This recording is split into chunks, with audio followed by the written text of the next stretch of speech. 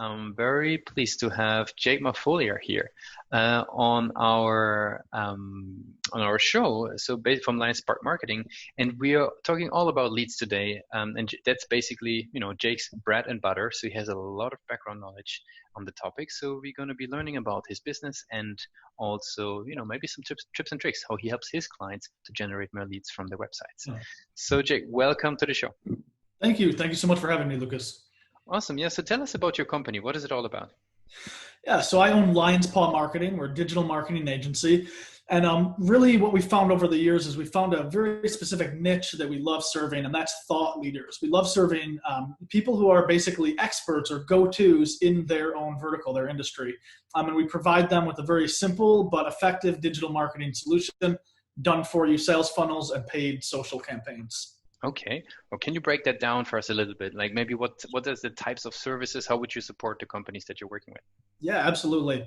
So clients come to us when they're looking to generate leads or do a big launch. So they might want to drive, 10,000 new subscribers to their email list, or maybe they want to, build up a new database and fill their pipeline of users for a coaching or consulting offer that they have. So really we support them through building them sales funnels and then driving qualified traffic into those sales funnels. Mm-hmm. Very good. And you mentioned already that you have a bit of a specific verticals that you're working with. Are you working uniquely with those types of businesses, or how would you describe the range of your customers? How do they, what's a typical customer? Yeah, great question, Lucas. So essentially we work primarily with influencers, authors, speakers, consultants. And then there's also another side to that thought leader aspect, which is subscription-based businesses or software as a service companies. Mm-hmm. Those are really going to be two areas where we found just a great mix of being able to, tell stories and really lean on the brand expertise while also being able to generate leads and provide revenue. Got you. And how do these guys usually find Lion's Paw Marketing? Like what's, a typical journey that they would go through in order to get started? Yeah, so for our clients to come to us, there's probably three main ways, I'd say. Number one is our referral partners. We have strategic alliances with certain referral partners around the country who send leads into us. A lot of times it's a very natural continuance. Maybe they do some pre-marketing consulting or they help with branding, and then we fulfill on the back end and help fulfill for paid social and sales funnel building. Mm-hmm. So that's number one. Number two is through paid media. When we run advertising campaigns, we have clients come in and fill out lead forms. We schedule sales calls or, strategy calls is really what they are. Yep. And then number three, I'd say aside from, referral partners and aside from, paid social, we also have a lot of organic traffic. So we have people coming in from whether it's, blog posts from our other agency or whether it's even just as simple as someone seeing my Facebook profile, clicking it. I'm active in a lot of communities. Some of our other team members are pretty active. And so I'd say that's probably the third way. Okay, very interesting. So very a variety of paths there that clients come to you. Yeah. What role would the website play in all? You mentioned it a little bit in there, but like how would you describe the role of the website in order to generate clients? For us, huge, because the website is our home base. It's what gives everything legitimacy. It's what creates, a sense of, and a lot of times what we see with clients is they might not even come in just from the website. They might go to the website a few times in that purchasing journey and then reach out. So it could be something as simple as they see us organically. They might see something on Facebook or get a, referral and then go to the website just to check us out, learn a little bit more about us. But it's definitely a part of what we do, and we build sales funnels as well for our own agency. Okay, very cool. Great. So I would love to talk a little bit more about, sort of about how you're generating leads for your clients, right? And could you give me just like a little bit more of an idea, like what you like sort of, very specifically do to help those guys, just to give everybody of the listeners an idea, like what actually goes into generating more leads for the business online? Yeah, it's an awesome question. And I could talk about this all day, but I'll try to keep it brief.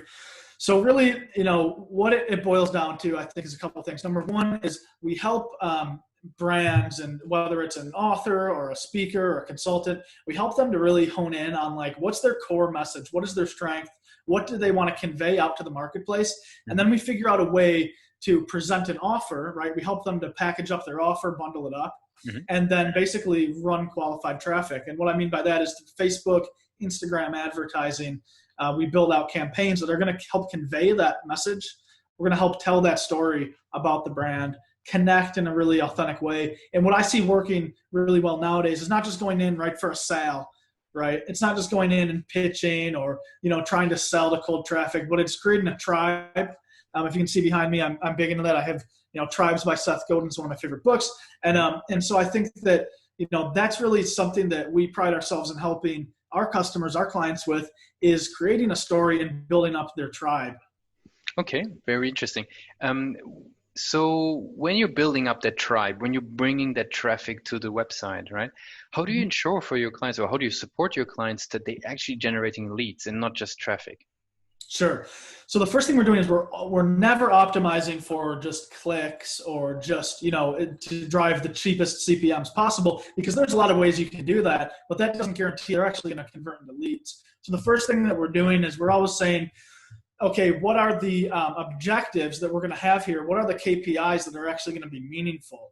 And that's either usually going to be a lead, an email opt-in closer to the top of the funnel and the middle funnel. And then down at the bottom, we are optimizing for appointments, or we're optimizing for scheduled calls. That's typically what we're seeing. In the case of our software as a service clients, it's of course going to be people signing on and keeping our cost of acquisition under the benchmarks that we have set.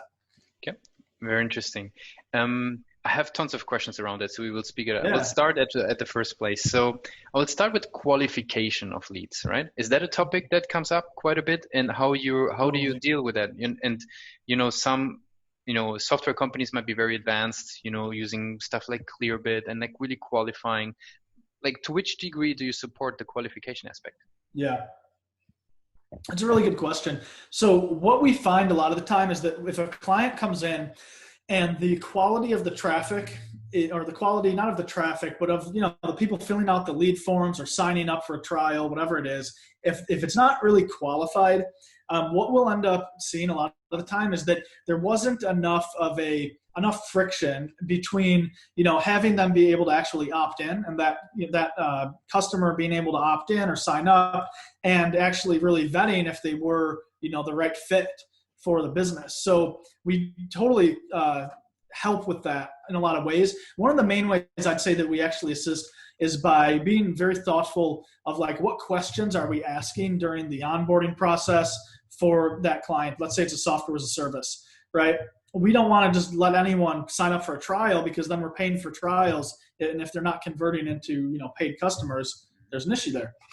So for that, we'd probably want to ask some more questions like, what are you using the software for? Is it really something beneficial to you? If it's a client where we are maybe building an email list or doing a big launch for a campaign or a summit, typically there, the qualification is really going to happen more on the front end, on the advertising side. Mm-hmm. And what I mean by that is, the marketing message that we put out there has to be really effective. It has to be something that is compelling enough, but also weeds out people where they're not going to sit down and watch a VSL, a video. They're not going to sit down and watch a webinar, a mini webinar, if they're not actually interested in the kind of end goal. Mm-hmm. So there's a lot of different methods we can use to qualify people. Gotcha. Okay, makes complete sense. It starts with the traffic, and then what you do on the website to actually ask questions to the visitors going through. Perfect. Okay, and maybe obviously the golden question is, can you tell me a little bit more about how you're thinking about winning more leads from the existing traffic, right? So you're bringing in great traffic. Like, what have you guys learned, or what is sort of things you do in order to help your clients to increase the leads from the existing traffic? For sure, because a lot of them do have existing traffic. They have organic traffic. They don't know, what I see a lot of time is that the clients don't understand offer positioning. They don't understand how to create an offer that's compelling.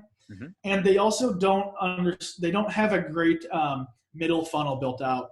I mean, that's my experience. And some industries might have, clients that have amazing middle funnel lead magnets. But for us, when we're looking at the middle funnel, we're looking at objectives, and we're looking at deliverables like ebooks and reports and white papers and mini courses, and free trainings. And I see a lot of clients not being able to, when they come to us, they're not having there's not congruency between people clicking, reading a blog, and then getting into, more of a middle funnel objective, and then exiting out the other side for more of a bottom funnel, conversion event. And so, I think that's probably how I'd sum that up. Makes a lot of sense. And how would you usually support these guys? Like, what would be, if that would be my scenario, like I'm having, Sure. troubles moving somebody from mid funnel to, final, let's say demo or whatever the goal is. Like, what do you guys usually do in order to support them? It's all about providing value. So we'll say, okay, how can you just give your client, your prospective customers rather, more value to where they view you as an authority, they view you as an expert, and then it makes that conversion event so much easier, right at the bottom of the funnel when you're already viewed as an expert or an authority. So a lot of times things we've done will be to, we'll help you with your positioning. We'll help you with the messaging on your landing page. We'll help you with on-page conversion rate optimization. Maybe people are hitting it, but just not trusting the page because of some of the design elements. Mm-hmm. Those are all things that we'll look at to help assist them in it. Okay, very interesting. So it goes really into the nitty-gritty of the website in itself. Okay, makes a lot of sense. Okay, one question there, because conversion rate is obviously something that is important in that scenario, right? Depending on how much you're getting, what's the traffic you're getting, what's the conversion rate? The clients you're talking with, is the concept of conversion rate, are you being asked for this, or do you have to educate about that? That's a great question. I'd say in 80% of our clients, we are not having to educate, and that's very intentional. Mm-hmm. I think there's a lot of agencies where they are having to educate, and I worked at agencies in the past, et cetera, and that was always something I really wanted to steer away from over the last couple of years at least. I think early on in my marketing career and launching the agency, I was like, hey, we'll just educate people. But now really who we're looking to work with are people that have a great idea of that already. Yep. I think some people do need education on it, and there's nothing wrong with that, right? But I think primarily our vision for an agency is people that have an understanding of conversion rate, they have an understanding of some of these benchmarks, but they just need help packaging, they need help with positioning, they need help with like putting all the pieces together, so to speak. Gotcha. Okay, makes a lot of sense. Cool. So let's move on the topic away from conversion rate, maybe about analytics. What we found is in these conversations, and it might be different in your case, sometimes if you get a lot of data, it's very difficult to extract very actionable insights. How do you support your clients with that? Yeah, it's true. We really try to do everything simplified. I think there's a lot of noise in marketing sometimes, and it can be hard to really determine what's the most important thing. And because of the nature of how evolved marketing has gotten in the last, decade, it's like you can get any data, we can get so granular about anything, but there's a lot of noise. And I think it's really important to focus for me on the noise to signal ratio. And I want to look at what is the signal that's actually important within that. So one thing that we're doing, on a practical level is, and this depends on the size of the client you're working with, right? For us, the clients that we're working with, we're not necessarily looking at, gross impressions. We're not necessarily looking at big media buys of, just purely on impressions. We're really looking at hard conversion metrics. So on a lot of our analytics, we're just stripping away the noise and saying here's, kind of revenue in, here's the lift you got, and here's the, total number of opt-ins or leads or appointments booked. So as far as analytics, we do give a dashboard that's very, very comprehensive to our clients, but we're not really spending time on our calls focusing on that. We're not telling them, tracking every single little metric to them, because I think you can just bog people down with that when frankly, it's not always as important as you might think. Okay, very good. Let's switch gears a little bit and talk about you personally as sort of a leader in the business. What type of content do you consume and where do you learn? What are your go-to resources to sort of, stay up to date? I love YouTube, of course, love podcasts. A big part of where I learn and grow, I think right now, or at least over the last year, has been inside Facebook groups. I'm a huge advocate for Facebook groups. I'm a huge advocate for learning in these kind of horizontal platforms. They've been a great resource for me. I think there's a certain element of like decentralization that's there, a certain element of people being able to not just learn in a top-down course structure. And I'm a fan of courses. We help clients market courses. I've bought, consumed many. But I think there's something magical that happens when you are in a group and there's a live element to training and to growing. So that's been a big place that I've grown recently. And of course, you know, being a marketer, being an entrepreneur, I love masterminds and doing groups, paid groups like that. So I've done some of those over the years as well. Any Facebook group that stands out? Oh man, so many. I'm a part of pretty much like every media buying, advertising group around. I don't have a specific recommendation off the top of my head, but there's some really good ones out there. Very good. What would be a topic that you recently researched and really focused on? Great question. So topics that I've focused on a lot, you know, really these days, I'm thinking about things. I think maybe if you asked me that a year or 2 years ago, I would have been talking a lot about tactics.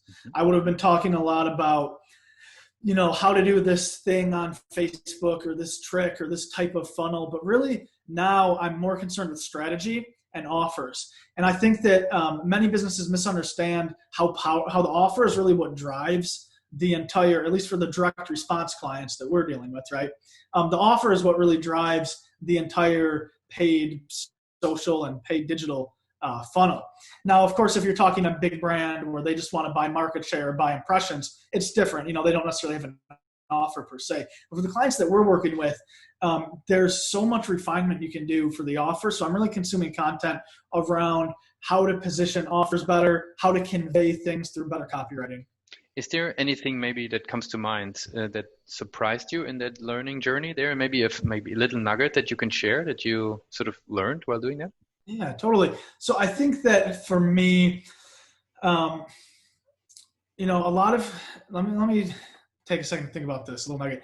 So probably one of the biggest things is going to be like, when it comes to offer creation, I think a lot of businesses try to maybe discount their services or do free trials. I'm not a fan of that anymore. We don't do any free trials. Like, I mean, maybe free trials but we don't do any like huge discounts or sales or any of that. I think that just cheapens and diminishes the product overall.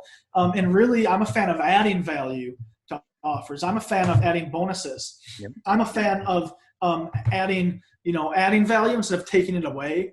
So one thing that we steer away from is like doing big sales and discounts and giveaways and stuff, and really lean into like, how can we actually add bonuses and add value into that initial offer? And that's one thing I see performing really well. Okay, very, very good. Cool. So since you're slowly coming to an end of the interview already, I would love to jump into the rapid fire questions. Are you ready for those? Yeah, let's do it. Awesome. So take a sip and then, then we get started. Perfect. So for your company, what's the first thing that comes to mind when I say the word marketing operations? Marketing operations, systems and SOPs. What comes to mind when I say the word sales operations? Talking to people and treating them like a human. Mm-hmm. What's one single thing that your company is focused on the most at the moment? Increasing sales and tightening up operations. Mm-hmm. If there would be no boundaries in technology, what would be one thing that you want to have fixed for your clients today? Wow, heavy question. You know, I would love to fix where there's a discrepancy between maybe expectations and needing a better offer in the first place. I think it would just come down to that. Mm-hmm. Very good. What's the last thing that kept you awake at night about your company? Oh, wow. Hiring and firing. Okay. And the very last question, if today would be your first day starting the company, what's one advice that you would give yourself? Niche down way sooner. Don't go too broad and solve one type of problem for one type of client really, really effectively. Awesome. Jake, it's been great to have you on the show today, going through, you know, what you guys are doing over there, how you are helping companies to get more leads, and basically also how you personally grow as a leader. So thanks for being part of this episode. It's my honor, man. Thank you for having me.